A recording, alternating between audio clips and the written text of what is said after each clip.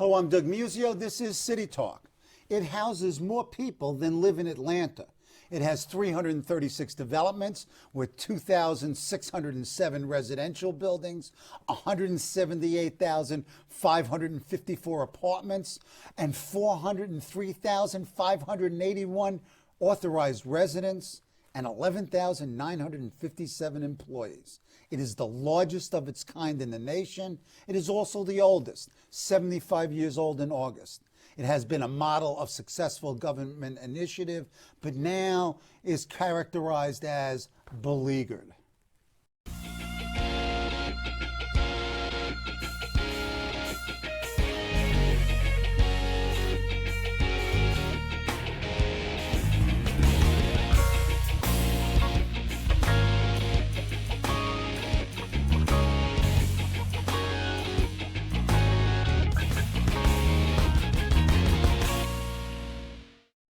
It's the New York City Housing Authority, and joining me to talk about the problems, the possibilities, and prospects of the authority is its chairman, John Rhea. Mr. Rhea was appointed chairman on May 1st, 2009 by Mayor Bloomberg.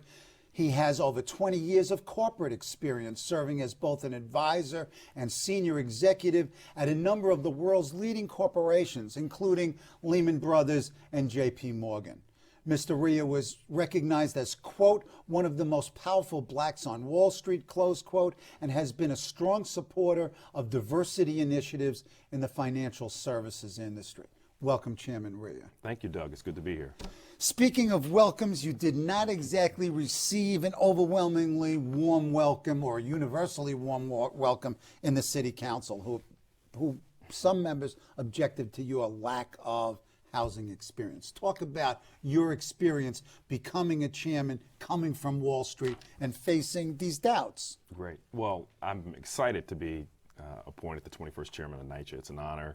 I obviously am very appreciative to Mayor Bloomberg for giving me the opportunity to lead an agency with such a rich history and having served so many New Yorkers admirably over such a long period of time. As you said, 75 years this year.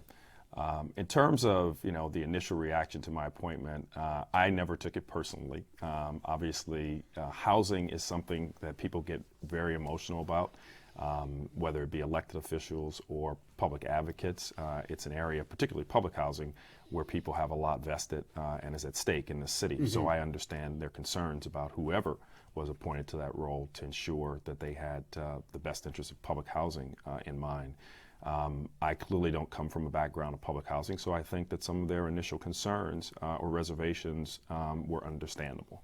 Having said that, some of the harshest critics out of the box have actually gone on record to state that they are not only very excited and committed to work with me, but that they stand corrected in terms of their concerns about my commitment to public housing. Why? What changed their minds in the less than 100 days that you've been on the job? Right. So I think anytime you're not a known quantity, people are left a little bit confused. Sure. Or without a lot to work from in terms of what your priorities are and how you approach the job. So I think what has changed their mind is my willingness to listen first, to ask their opinion and to tell them that it was my intention and to show through my actions that I wanted their input and I wanted their engagement, and that we have a lot of work to do collectively to assure the future of public housing. Now, when you say they, are you talking about the residents or the organizational structure that is NYCHA, or both? Both of those, as well as the broader community cares about housing in terms of which we were discussing, elected officials. Right.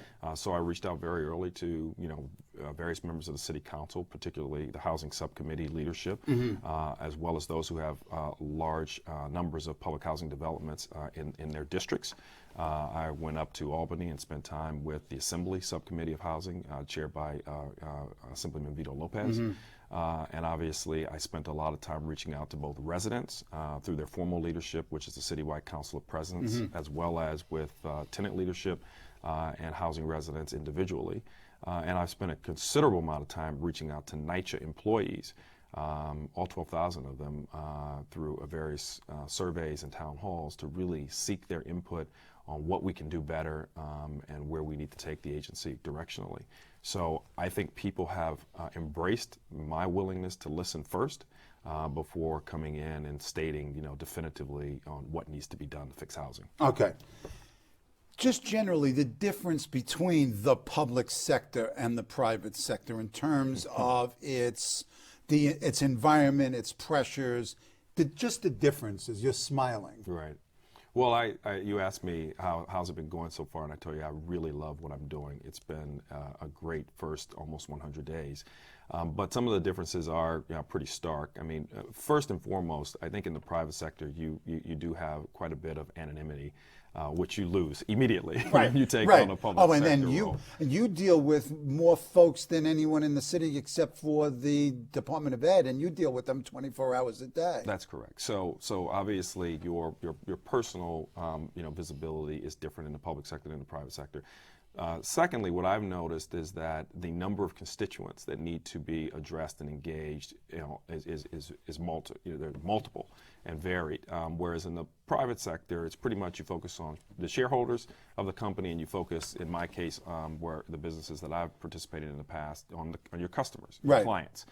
In the public sector, it's obviously our residents who are our customers. It's clearly our employee base, the 12,000 that serve those residents. It's elected officials. It's community-based organizations that have a vested interest in either helping you do what you do to deliver services to your residents. It's the advocacy community. It's a multitude of funding sources. You've got a lot of stakeholders That's that exactly you have to be, in a sense, the ringmaster of. I wouldn't use the word ringmaster, but most certainly you have to engage them and ensure that their issues and concerns are brought to the table early, and that each of them feel that they have had an opportunity to opine on where you're trying to go. And in the private sector, fewer stakeholders and I think less sensitivity around the process and how you engage each of them, and more just focused on the outcomes. Okay, so you've been on the job 100 days. What has been your biggest surprise so far? I think the biggest surprise is that they're an incredibly talented group of people who work at the Housing Authority. I think if you just were to read the press, you'd think that the Housing Authority, has promoted all of its people, based upon incompetence, and that it doesn't have a high set of standards, and that it's just kind of bumbled along for 75 years. And I just think that we'll talk about the press, but go ahead. We will, and I'm not in any way taking issue with the Sure. press. I'm just saying that the Housing Authority has survived and actually has been a true example of quality management in the public sector for most of its 75 years, and that's because it has recruited talent, it has developed its people. I mean, whether it's on the technical services side, an incredible team of engineers, an incredible team of architects, people who have very not only strong formal training in academically and technical fields, but also who have been given great training on the job. So I've been very surprised by the level of talent that exists within the organization. But what's the problem? Are there management and institutional and organizational difficulties with the agency that you've been able to determine? Because clearly, I mean, it is a monstrously large organization, and clearly there are always management issues. Yes. So a couple of things. On the surprise, it's been a bit of a disappointment, is that one's initial thought coming into a large, quote-unquote, bureaucratic organization is probably that there's a lot of waste and there's a lot of excess overhead, and that it needs to be addressed. My actual surprise has been that we've taken over 3,000 heads out of the organization over the past 5 to 6 years, and that's actually created a challenge in terms of delivering services to our residents. So it's actually the opposite. When you take 3,000 people out of a 15,000 person organization, that's material, particularly in a business that is labor intensive.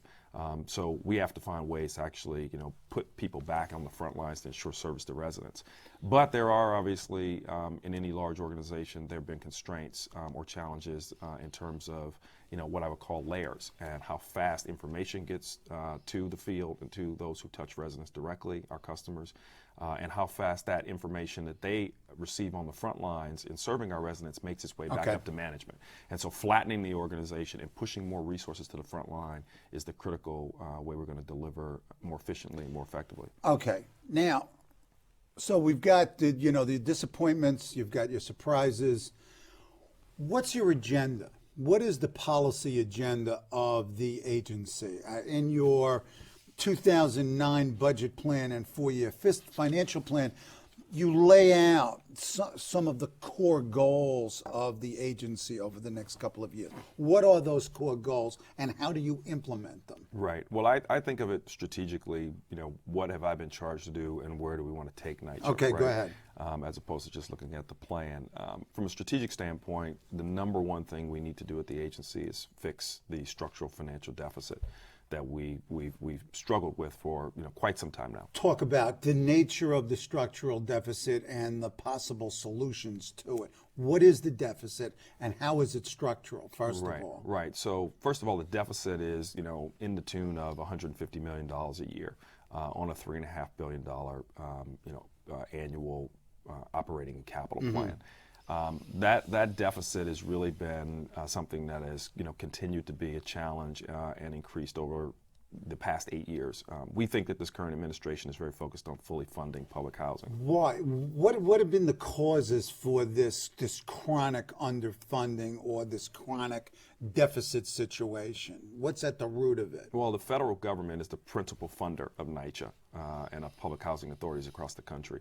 And the prior 8 years, there was a systematic underfunding of public housing across the country. And NYCHA, obviously being the largest public housing authority in the country, has faced the biggest impact. And that's cutbacks both in funding directly to public housing as well as in the Section 8 program, for example. Yeah, well, principally, although our Section 8 program is the largest in the country and is growing and is now 250,000 residents strong, beginning to catch up with the size of public housing itself, it has been the part of the funding formula that has grown over the years, whereas public housing has been systematically underfunded.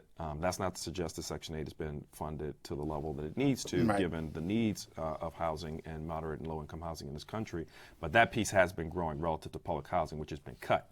And so in a community like New York, where you have, as you said, over 177,000 units and almost 3,000 buildings, and it makes up, about a quarter of the affordable housing stock in New York City, any underfunding of that, has a disproportionate impact. Is it strictly and exclusively the underfunding at the feds? Are there any other levels of government, for example, the city government and state governments, that also have, in a sense, defunded NYCHA? Yes, and if we look at NYCHA's budget and the single largest item that could fix the hole in our budget, it's the funding for our city and state developments. We have 21 city and state developments, 16 that are originally funded and financed by the state and 5 from the city, which are roughly 21,000 units that don't receive any funding, any subsidy to speak of. And so the state underfunding has been a huge impact on NYCHA's solvency and ability to continue to operate. And we've obviously taken the money we received from the federal government and had to spread it across those 21,000 units as well. The city, on the other hand, has contributed over the past 5 years a couple of $100 million, $100 million to capital funding and another $100 million to operating funding. And so it doesn't completely fill the gap, but it obviously went a long way to helping us plug some specific budget holes. I know, who appoints, chairs of the housing authority. But what I'm hearing is that it's a problem both at the city and the state level. No, it absolutely is a problem at both levels. Is there a recognition of this problem, number one, at both levels, and are there individuals who are not only cognizant of this, but formulating policy, law, et cetera, to ameliorate this? I mean, do you have any allies out there? Absolutely. And so I mentioned that one of the first things I did is I made a trip up to Albany to meet with the electeds in the Assembly, and we have a strong advocate in Assemblyman Vito Lopez. Housing is, very paramount to his priorities. And so he's worked long before my arrival to ensure that there are monies made available to the Housing Authority. They're obviously not approaching the levels that he or I or others would like in terms of funding the state developments, but money for security cameras, money for tenant patrols. He was an ally as we got the shelter allowance passed, which ensured that homeless people who were going into so you're getting public housing got the same rates that they get going into private housing. And so there's been a push to try and ensure that there has been some money but that is not anywhere close to what we all would like to see or what we think the commitment should be. Wish. From now in more recent time with Squadron and Kavanaugh, they put together a program called Sound, which is Save Our Underfunded NYCHA Developments. So there is a recognition that the state needs to obviously step up and do more over time. The state, as you know, as all of us know, is challenged with its own budget crisis, and trying to get NYCHA put back into the budget by the legislature has been a big challenge over the years. Are you optimistic? I mean, given your nature, I'm sure you're optimistic. Are you realistically optimistic that this is going to happen? Well, my job as the chairman of NYCHA is to advocate and to ensure that those who have a requirement to fund and look out for the residents of New York City and New York State, and we have over 400,000 of those residents in public housing, that they focus on the funding requirements here. But I've made it very clear, and that's both at the city, state, and the federal level, but I've made it very clear to all at work at NYCHA as well as to our residents that we have to think about where we can generate revenues as well to supplement our operating budget. Where? Well, there are a number of options. If you look at the asset base that NYCHA has, whether it be looking at our ground leases and how we get more commercial activity in our developments. We have a number of locations and existing storefronts that can do a much better job of generating revenue for the authority. We have to look at that.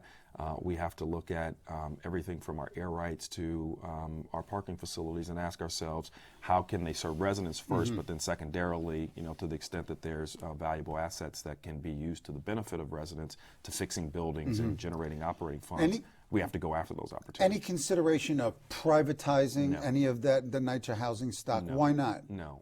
Privatization, I think, is something that really needs to have a very high bar.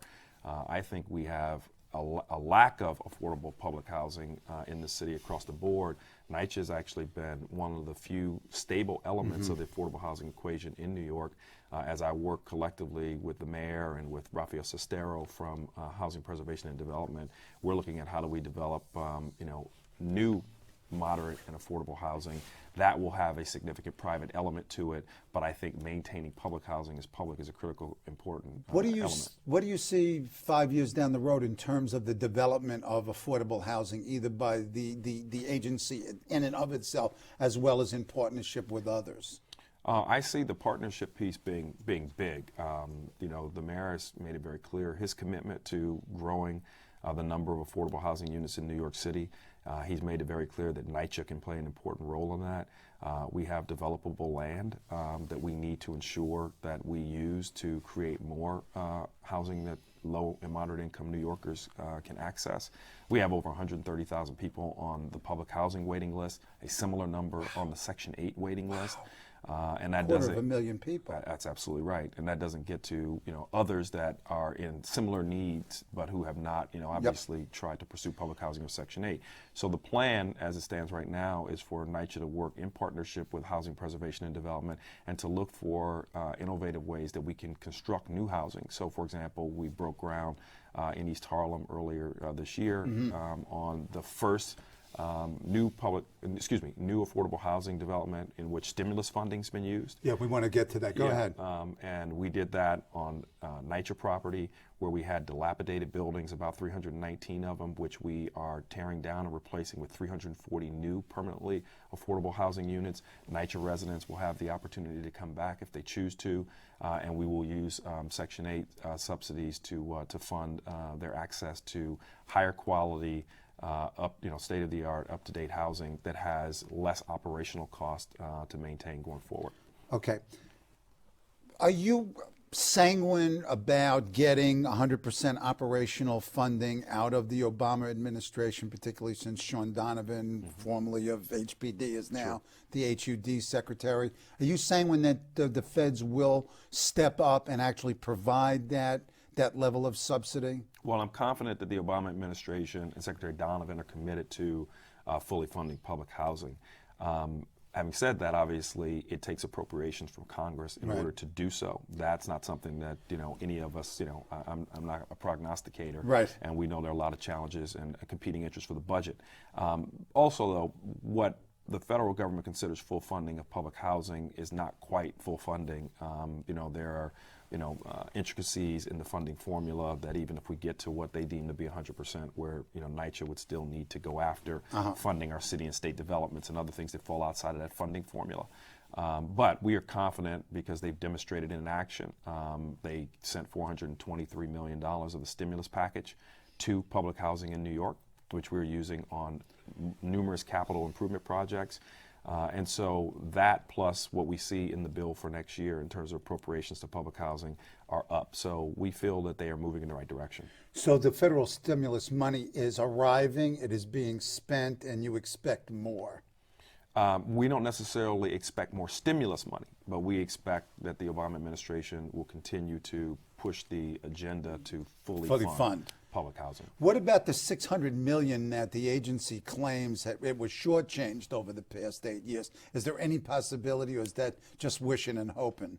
Well, I don't think that we are going to be able to go back and say, you owe us $600 million, right, and we will receive but how a do you check do that for that more amount. subtly? More subtly, I think that the administration is already beginning to explore things jointly with large housing authorities across the country like NYCHA to think about how big are the unmet needs on the capital side. And so we're in the process of doing audits to figure out how much underfunding has gone on the capital side, and how might we create financing vehicles to address those issues.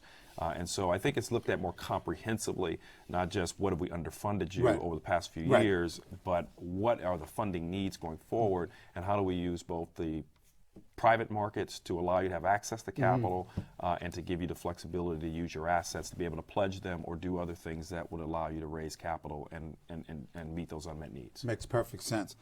One of the core elements, one of the three elements in this financial plan states, create a plan that provides the resources necessary to improve elevator service and safety. Correct. Elevators have been a huge issue for the Housing Authority, and the tabloids and the broadsheets have been on not necessarily your personal case, but the agency's case. Talk about the elevator situation.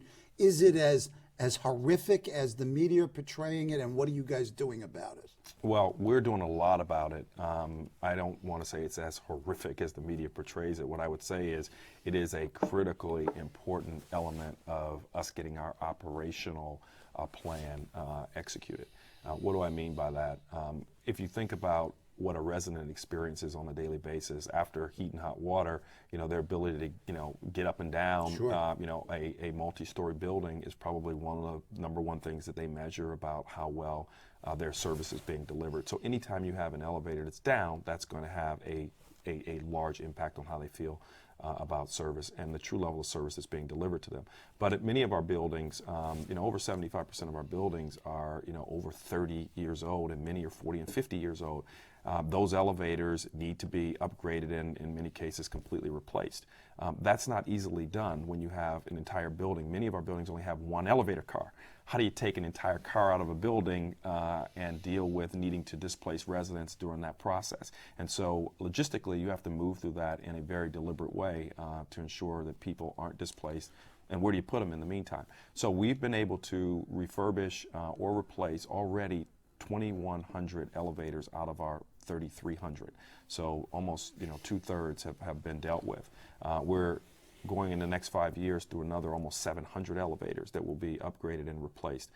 So pretty quickly in the next 5 years, you will see us through 85% of our elevators. And hopefully we have no accidental deaths, which really stimulated this discussion. Absolutely. And anytime you have that kind of a tragedy, the focus moves from just, what are you doing to, what's happened and the lightning rod that creates. And obviously we want to do everything we can, which is why we created a new elevator safety and service plan. It's online. People can see it. We want to be more open and transparent about what we're doing. We want to be. We've gone online with statistically with how often our elevators are up or down, so people can see that information and put it into some perspective. And our elevators are up, 98% of the time. So they're only down 2% of the time. But when you have 3,300 elevators, even if you're down 2% of the time, obviously that has an impact on people. Sort of almost a final question. A housing expert I talked to asked the question, with this couple of $100 million, $150 million deficit. The agency, the authority, has services such as community centers, social workers, resident employment services that in a sense duplicate what the city does. And that if these monies, if the city did, the rest of the city did what it could and should do, those monies could be put back into the physical plant, the management of the physical plant. Is that a legitimate critique? I think it's something that we are looking at in terms of, how do we partner with both our sister city agencies as well as with the philanthropic community and the private sector to ensure better delivery of services to our residents. NYCHA's important community operations and social services are critical to what we deliver to our residents. Let's face it, yes, principally we have to ensure that they have housing, but we also have to ensure that these are strong and healthy communities. Okay. And so, underserved low-income communities need more access to quality education. They need more access to after-school programming and activities. Seniors that live in NYCHA developments, which now represent a full third of the households in NYCHA. NYCHA wasn't obviously built, Right. Thinking that it would have a large senior population. It was families in formation. Demographics Have changed, and so we have what we call naturally occurring retirement communities, where over a third of our residents and growing are senior citizens. And so the amount of services that those seniors need, both from what I would describe as keeping them active and engaged in the community all the way through to healthcare, have dramatically increased. So NYCHA needs to ensure that we address those residents' needs while doing it in an efficient way. We're partnering with agencies. And so the work that we do, I don't think you can think of it as, can you stop doing that and spend that money on quote unquote housing, because you'd end up with communities that are less healthy than they are today, and then you find yourself having more issues to address than less. But we are looking at ways to do it more effectively through partnerships with both the public and private sector. But you see a brighter future for both NYCHA and public housing. I see a much brighter future for both. Excellent. Thank you. My thanks to John Rhea for being my guest today. Join me next week when my guest will be Nassau County Executive Thomas Suozzi.